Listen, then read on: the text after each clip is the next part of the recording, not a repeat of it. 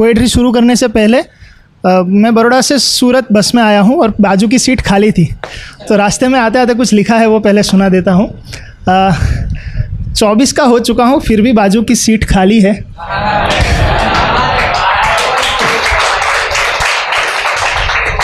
चौबीस का हो चुका हूँ फिर भी बाजू की सीट खाली है, कोई तो प्यार जता दो यार।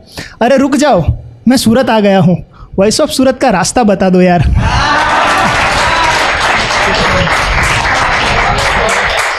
शुक्रिया शुक्रिया।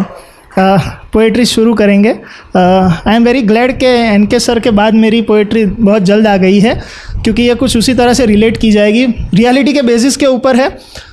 सब रिलेट कर जाना इसके साथ। हर किसी के घर का ये किस्सा है, हर किसी के घर की ये कहानी है। पोएट्री शुरू करते हैं आज की। अस्पताल में मेरा जन्म होने के साथ इसकी शुरुआत होती है। वो कौन था? क्योंकि अभी तो मैंने पहली सांस भी ना ली थी और उसकी धड़कनें तेज़ हो चुकी थी। मेरी पहली किलकारी सुनते ही पूरे अस्पताल में मिठाई बट चुकी थी। याद नहीं मुझे कि पहले किसकी गोद में गिरा था, पर शायद उसी का हाथ था जो सबसे पहले मेरे सर पे फिरा था। हाँ, खाने के वांदे थे हमारे घर में, पर फिर भी खिलौने सजा रखे थे। अपने सपने बीच में ही छोड़कर मेरे लिए एफडी में पैसे बचा रखे थे। कौन था वो आदमी? क्योंकि लफ्ज़ों की दुनिया से तो मैं अभी भी अनजान था, पर ना काम ना दुनिया ना दोस्त, बस मेरा हंसता चेहरा ही उसकी असली जान था। दिन भर वो धूप में तपता रहता, मिट्टी में अपना बदन भिगोता रहता था, लेकिन घर आते ही सब छोड़ छाड़ कर कभी मुझे हवा में उछालता, कभी हाथी कभी घोड़ा बनकर मुझे सीने से लगाता रहता था। वो खुद अनपढ़ गवार रह गया था शायद, पर मुझे पढ़ा रहा था। पैरों में मेरे छाले ना पड़ जाए इसलिए कंधे पर बिठाकर स्कूल ले जाया करता था। कौन था वो जो अपने हिस्से की रोटी मुझे खिलाकर खुद भूखे पेट सोता था, खुद फटे पुराने कपड़े पहन लेता, पर हर दिवाली में मुझे नए कपड़े पहनाता था? एक छोटे से घर का किराएदार था। 4 लोगों के परिवार का बस वही एक सहारा था। माँ की दवाएं, बहन की शादी और मेरी हर खुशी के लिए किसी और के सामने हाथ फैलाए, सर झुकाए किस्मत का मारा था। आखिर कौन था वो जिसे बुखार तो आता था लेकिन गोली नहीं लेता था, दर्द तो होता था लेकिन बांट नहीं पाता था, और शायद आंसू आता था उसकी प्यारी सी आंखों में, लेकिन कभी बह नहीं पाता था।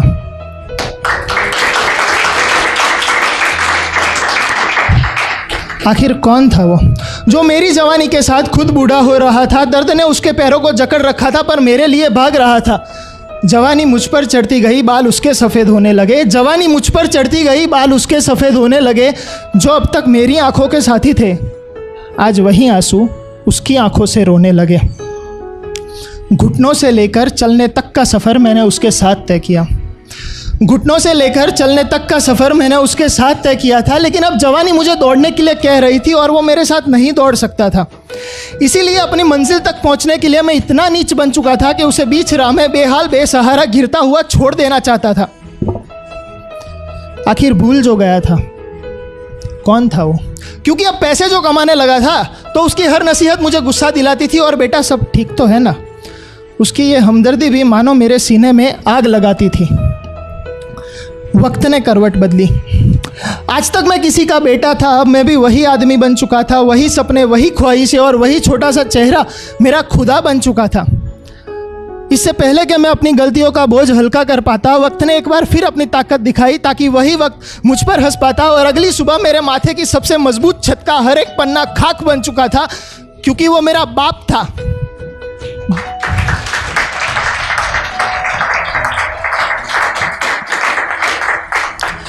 क्योंकि वो मेरा बाप था जो राख बन चुका था।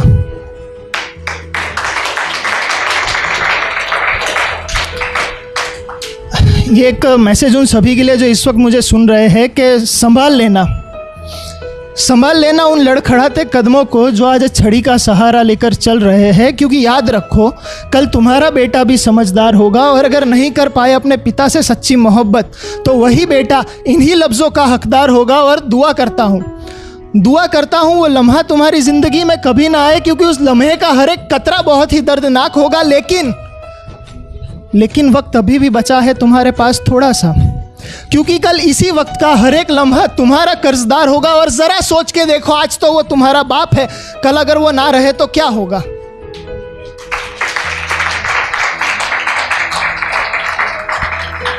ज़रा सोच के देखो, आज तो वो तुम्हारा बाप है, कल अगर वो ना रहे तो क्या होगा। और जन्नत का ख्याल रखते हो अपने जहन में कभी, जन्नत का ख्याल रखते हो अपने जहन में कभी, तो याद रखो कल तुम्हारा भी यही किरदार होगा। इसीलिए सीने से लगा लेना उस आदमी को, क्योंकि कल वही बाप जन्नत का सरदार होगा।